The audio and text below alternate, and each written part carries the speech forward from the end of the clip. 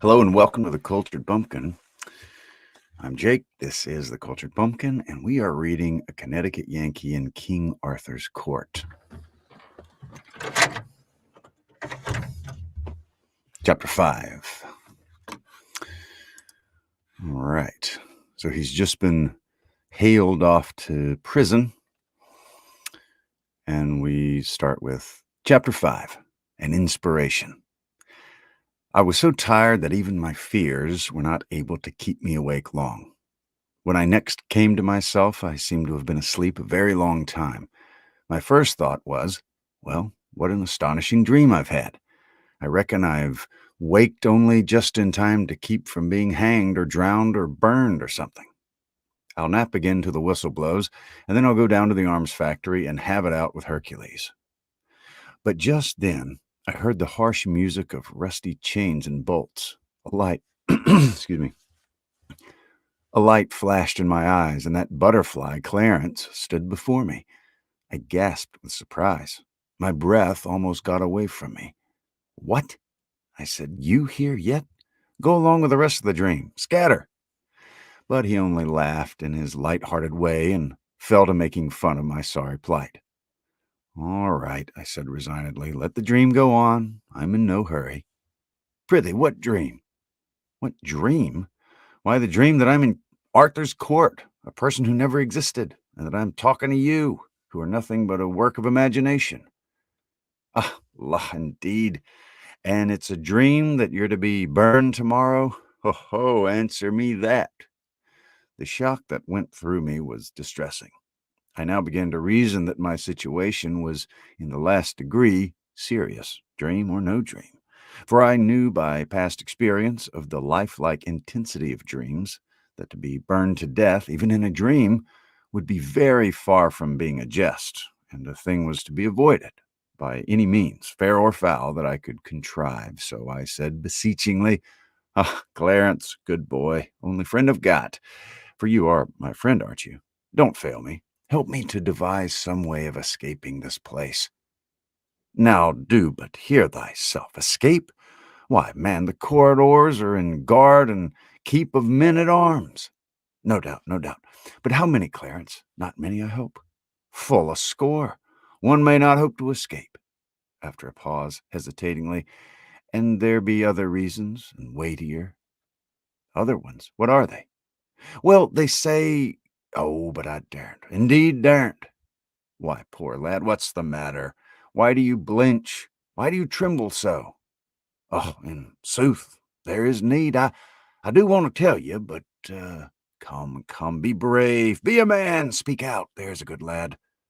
He hesitated, pulled one way by desire and the other by fear. Then he stole to the door and peeped out, listening, and finally crept close to me and put his mouth to my ear and told me his fearful news in a whisper, and with all the cowering apprehension of one who is venturing upon awful ground and speaking of things whose very mention might be freighted with death.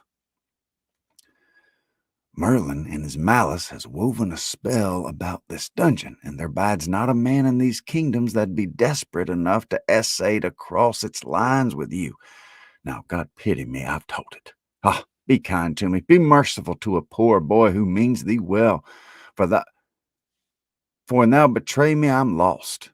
I laughed, the only really refreshing laugh I'd had for some time, and shouted, "Merlin has wrought a spell. Merlin, forsooth! That cheap old humbug, that maundering old ass. Bosh, pure bosh, the silliest bosh in the world. Why, it does seem to me of all the childish, idiotic, chuckle-headed, chicken-livered superstitious that ever— Oh, Merlin!" But Clarence had slumped to his knees before I had half finished, and he was like to go out of his mind with fright. "Oh, beware, those are awful words. Any moment these walls may crumble upon us if you say such things. Oh, call them back, for it's too late." Now this strange exhibition gave me a good idea and set me thinking. If everybody about here were so honestly and sincerely afraid of Merlin's pretended magic as Clarence was, certainly a superior man like me ought to be shrewd enough to contrive some way to take advantage of such a state of things. I went on thinking and worked out a plan. Then I said, "Get up, pull yourself together, look me in the eye. Do you know why I laughed?" "No, but for our Blessed Lady's sake, do it no more." "Well, I'll tell you why I laughed. Because I'm a magician myself." "Thou?" The boy recoiled a step and caught his breath, for the thing hit him rather sudden, but the aspect which he took on was very, very respectful. I took quick note of that. It indicated that a humbug didn't need to have a reputation in this asylum. People stood ready to take him at his word without that. I resumed.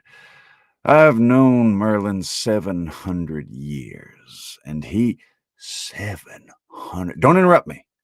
He has died and come alive again 13 times and traveled under a new name every time. Smith, Jones, Robinson, Jackson, Peters, Haskins, Merlin. A new alias every time he turns up. I knew him in Egypt 300 years ago. I knew him in India 500 years ago. He's always blethering around in my way everywhere I go. He makes me tired. He don't amount to shucks as a magician. Knows some of the old common tricks, but has never gone beyond the rudiments and never will. He's well enough for the provinces, one-night stands and that sort of thing, but dear me, he oughtn't to set up for an expert. Anyway, not where there's a real artist. Now look here, Clarence. I'm going to stand your friend right along, and in return, you must be mine. I want you to do me a favor.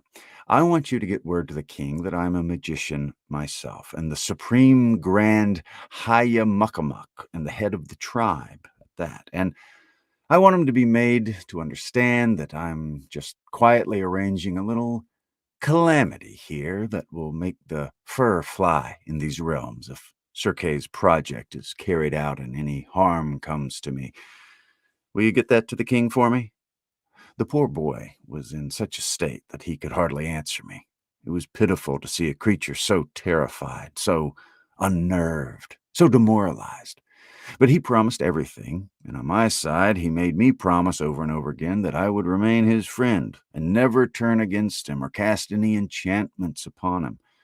Then he worked his way out, staying himself with his hand along the wall like a sick person. Presently, this thought occurred to me. How heedless I have been. When the boy gets calm, he will wonder why a great magician like me should have begged a boy like him to help. He will wonder why a great magician like me should have begged a boy like him to help me get out of this place. He will put this and that together and will see that I'm a humbug.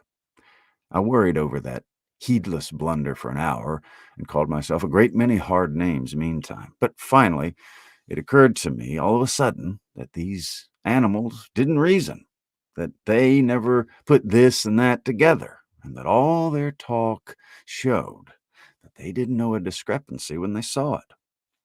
I was at rest then. Excuse me. Oh, excuse me. Sorry.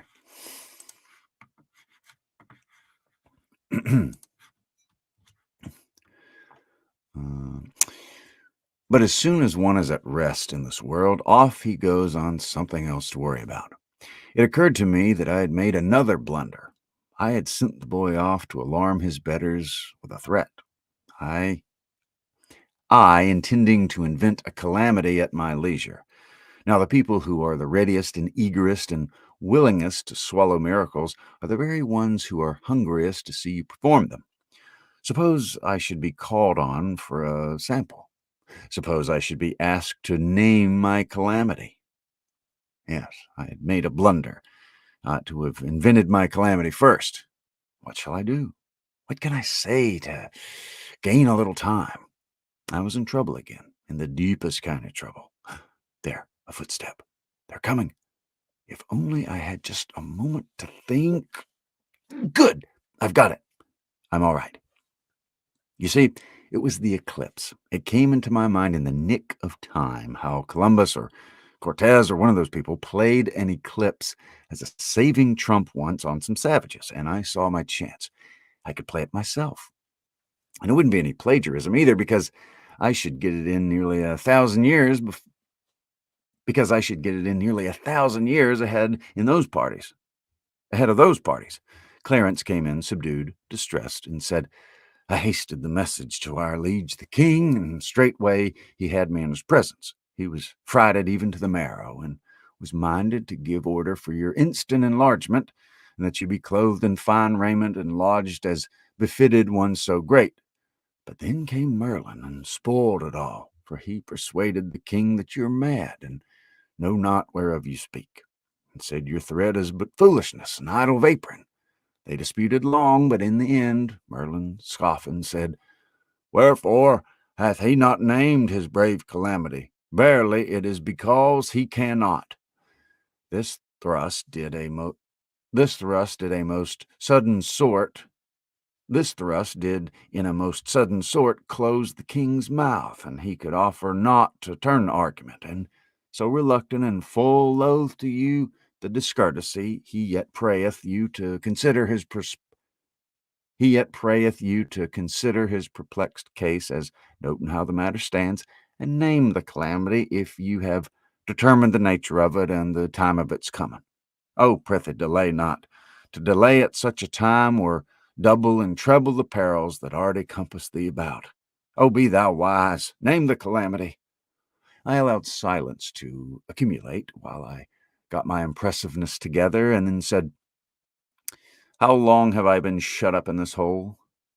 You were shut up yesterday, was well spent.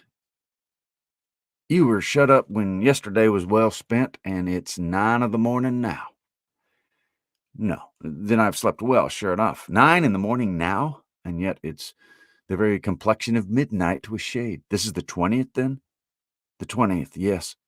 And I'm to be burned alive tomorrow? The boy shuddered. At what hour? At high noon.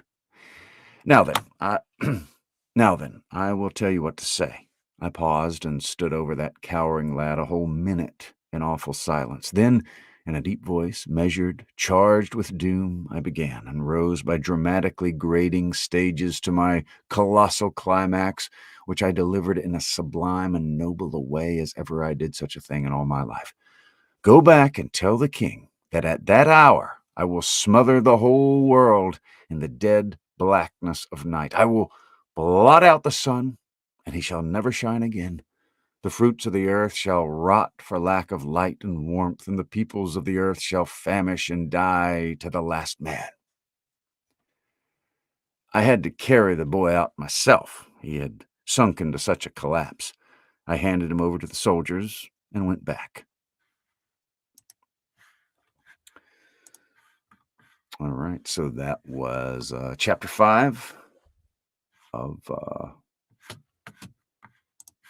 Connecticut Yankee, King Arthur's Court. And I'm going to call it an evening. So thanks for watching, whether you are catching it live or catching the replay. And I will make sure you check out the other ones because I've done the previous preceding chapters. And I'll see you back here tomorrow night.